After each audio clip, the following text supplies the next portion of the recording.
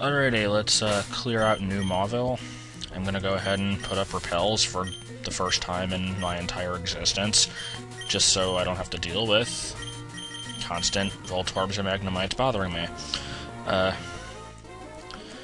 think I've already gotten through about half the area, but let's just go through the other half, and of course, as soon as I put up the repels, I find Voltorbs as item balls, but I knew this was going to happen eventually, so can't really complain. Can complain about it surviving with one hit, though. That's a little annoying.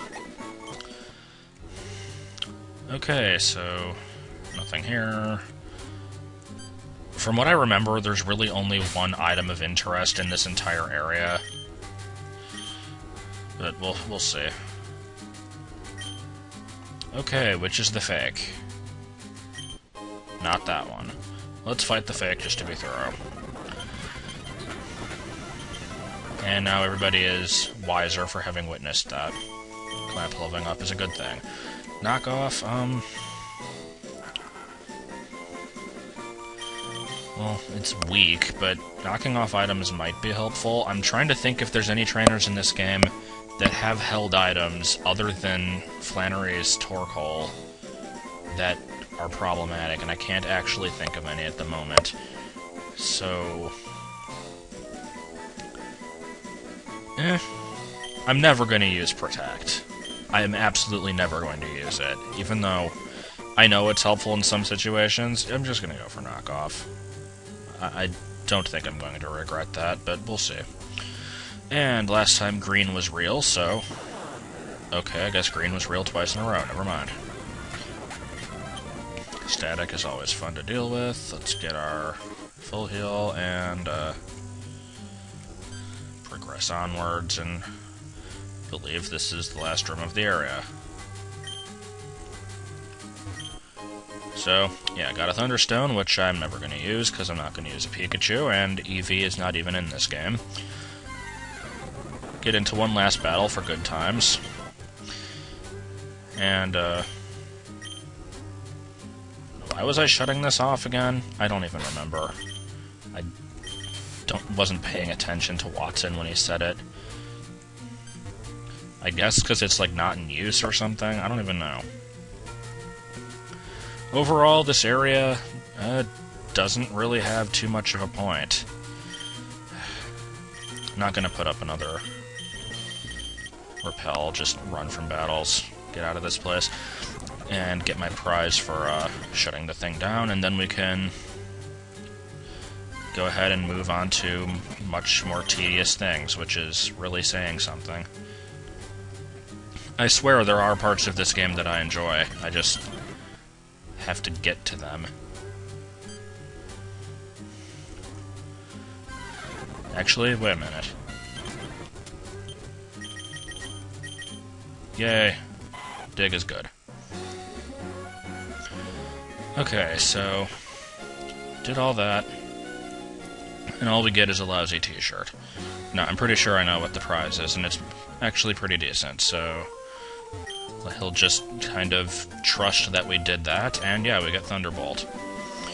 Which is, of course, the best electric-type move, unless you're using a rain team, so first, let me see if anything other than Zoe can learn it. I'm guessing that Mimsy can. Okay, Mimsy cannot. In that case, I have absolutely no regret in teaching this immediately, because it is better than Spark in every way. 6500 accuracy, 9500 accuracy.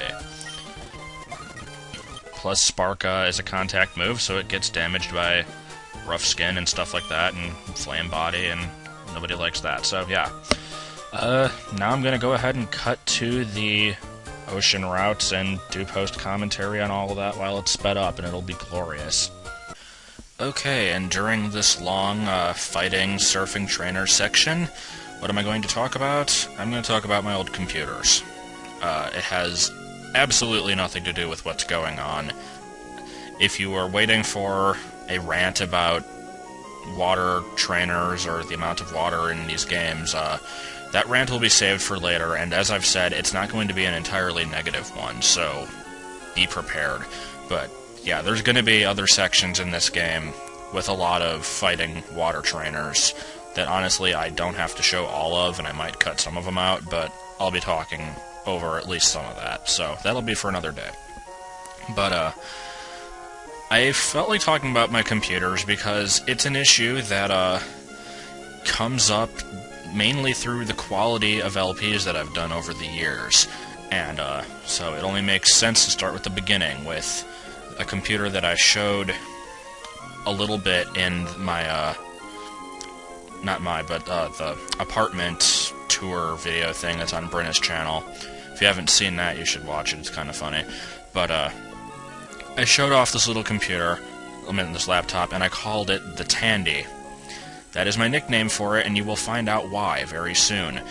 That computer I have had since 2005, and despite the ridiculously shitty state that it's in now, it would probably work if the AC adapter worked.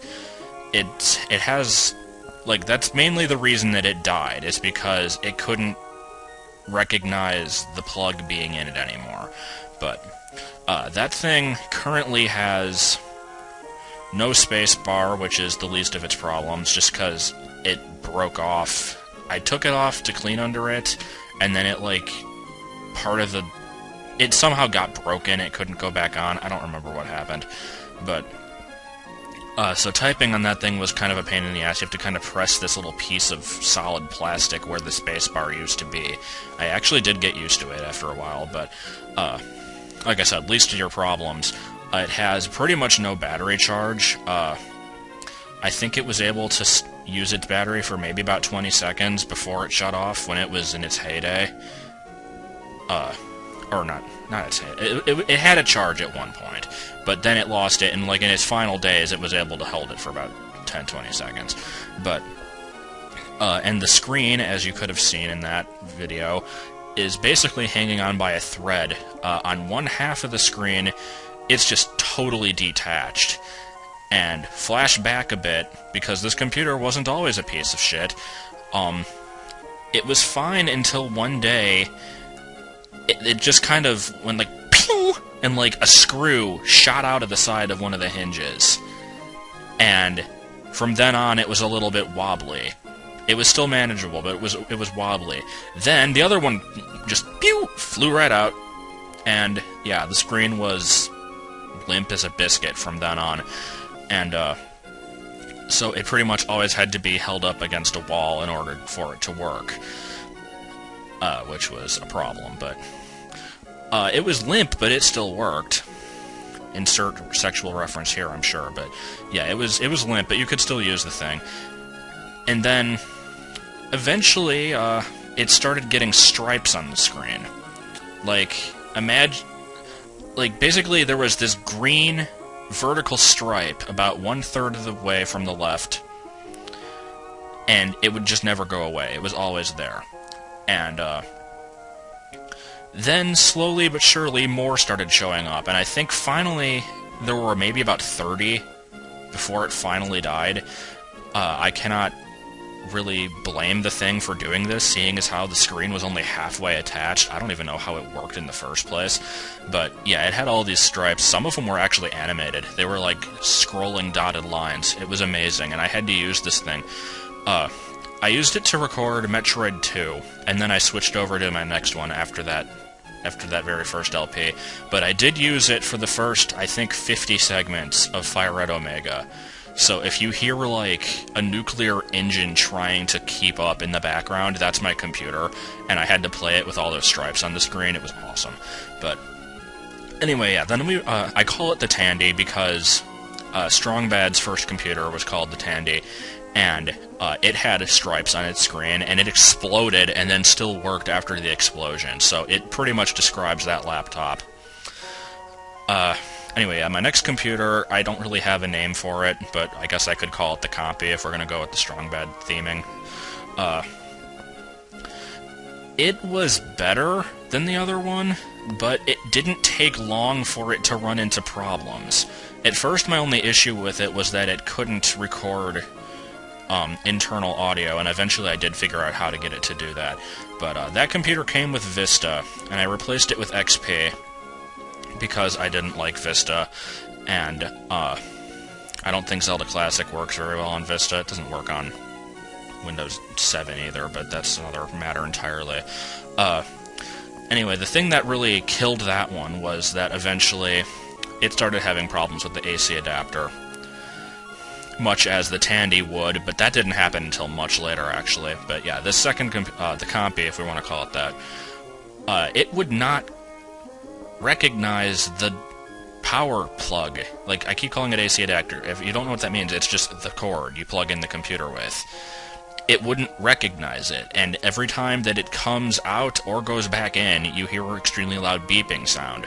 And that's in a ton of my videos. I'm sure you know what it is. Yeah, that thing beeps like crazy. If you didn't know why it beeped, now you do. Eventually, it just stopped working at all. Oh yeah, what happened was the inside of the, like, port for the plug to go into just basically fell inside the computer, so I had to send it in, which took like 6 months before my family finally realized, oh hey, we can do this now.